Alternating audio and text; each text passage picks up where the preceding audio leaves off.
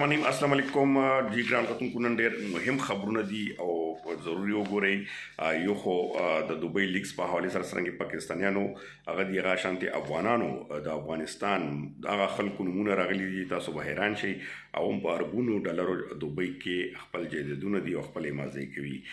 بل طرف ته چې کوم ترخم پوله دا درې ورځې به تړل شوي وي، ولسم اتلسم نورلسم په دې حوالې سره هم تاسو وایم چې دا ولې بند کړې شوي ده درې ورځې. هغه اهم معلوماتي ورسره پاکستان کې ډېر مهم خبرونه خاص کر عمران خان په حوالې سره او چې کوم نن پیشي هم وا سپریم کورټ کې او هغه نه علاوه مخکې څه کېږي په حواله هم او بل یو خبر شریف کوم به د سره چې په قومي اسمبلی کې نن ډېر داسې عجیبه صورتحال لکه ډېر کنځلې شوي دي.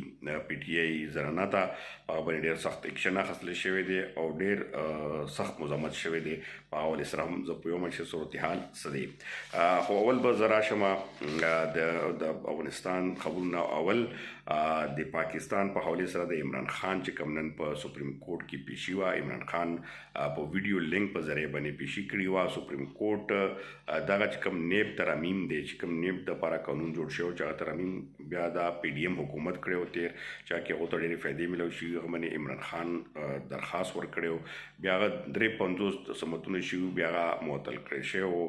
بیا دوباره حکومت چې کوم دی سپریم کورټ کې درخواست ورکړی و. زه لنډ لنډ وایم چې لږ تاسو په تفصیل پوه شئ.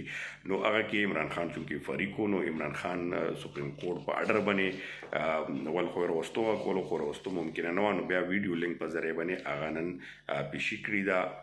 خو هغه صورت کې چې سپریم کورټ لایو کوریج ورکوي د نورو سمتونو، خو نن لایو کوریج نو، خو بیا هم یو تصویر چې کوم دی د خان صاحب والا په څه طریقې سره هلته چا ویستی و، هغه بهر ته راغلی و.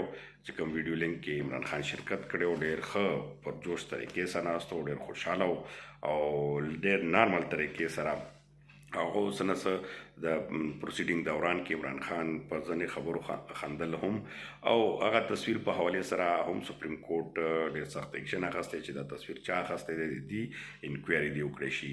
خو بهرحال نن د پی ټي آی دپاره عمران خان دپاره ښه ورځ وه. او بل دا ده چې نور کیسونه هم ختم کېدو دي، ډېر پرامن طریقې سره روان دي. مخکې څه کېږي هم تاسو ته صورتحال هم ښیلی، خو بیا هم اسټبلیشمنټ به کوشش کوي چې څه نه څه طریقې سره بیا هم نور کیسونه جوړ کړي. خو فلحال موجوده چې کوم ادوا سایفر دا او عدت کیس کې چې کوم دی باندې هم باقاعده توګه ضمانت دپاره درخواستونو سمتونه روان دي. نو ممکنه ظاهرېږي چې دې کې به هم ورته ریلیف میلاویږي. ورسره په قومي اسمبلی کې زاداج ګل به تاسو پیژندئ، د پی ټي آی امینې ده، هغې خپل یو سپیچ کولو. هغه کې طارق چیمه چې کوم حکومتي اتحادي ده د کاف لیګ هغه ده او ډېر مشهور کس ده چې بهاولپور سکینډل کې راغلی. بهاولپور کې هغه عضوي نازیبه تصویرونه شی شي، بهاولپور یونیورسټۍ کې به هغه حرکتونه غلط پلت کول جناکو سره. نو هغه حوالې سره زرتاج ګل لږ سپیچ کې نن څه ذکر وکړو. نو هغه باندې عمر چیمه ورغلو او زرتاج ګل ته ډایرکټ چې ورغلو نو هغه ته بدې ردي ووایي او نازیبه الفاظونه ورته استعمال کړل. لکه هغه اوس په ویلم نشم چې داسې ګنده الفاظونه مې استعمال کړه. هغه باندې چې کله پی ټي آی ارکان خبر شول ډېر سخت راپاڅېدل، ول خو والو ته شي خو هغه ته پټ شو. بیا باندې ډېر زیات احتجاج وشو، ډېر زیات پروټیسټ وشو او سپیکر چې کوم دی هغه موجوده سیشن نه معطل کړی هم د رکنیت.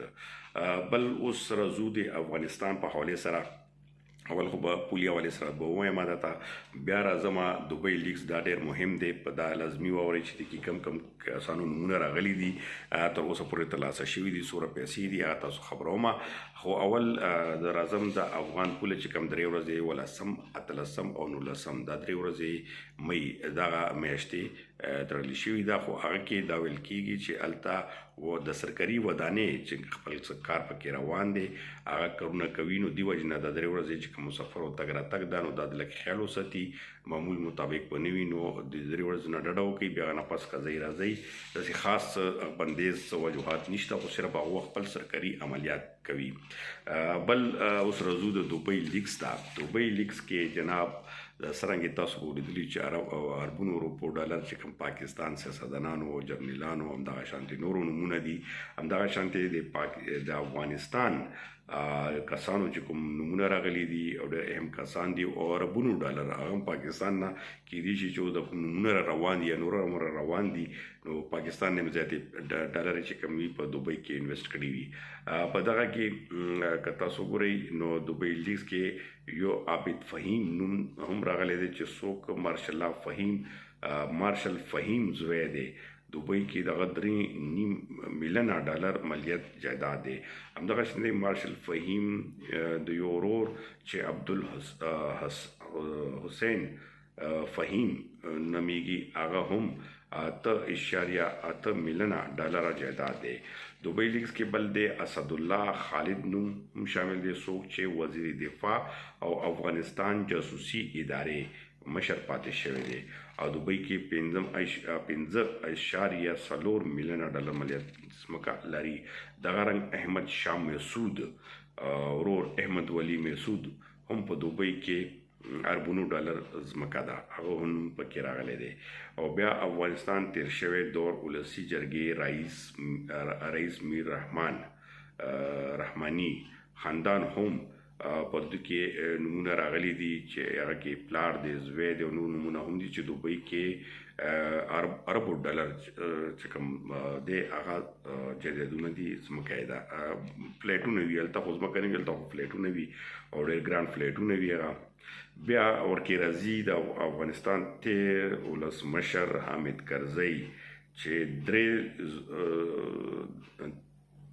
دغه تقریبا 3 زمانې هم پکې راشد دی په بل هم دوبۍ کې 3 زمانو هم نمونه چې کم دي په دې جایداد کې د حامد کرزی نمونه هم شامل دي چې هم اربونو ډالر ځمکه جایداد چې کم دی په دوبۍ کې انویسټمنټ دی کاروبار دی همدغه شانتې نور هم نمونه د افغانستان مهم کسانو راغلي دي چې اربونو ډالر حساب کتاب یا روان دي د دوبۍ لیګز یا روان دي نور به هم راځي امیدات څه لږ مهم و چې تاسو سره شریک کړم او چینل لایک سبسکرایب لازمي راکړئ ډېره مننه خوشحاله او آباد اوسئ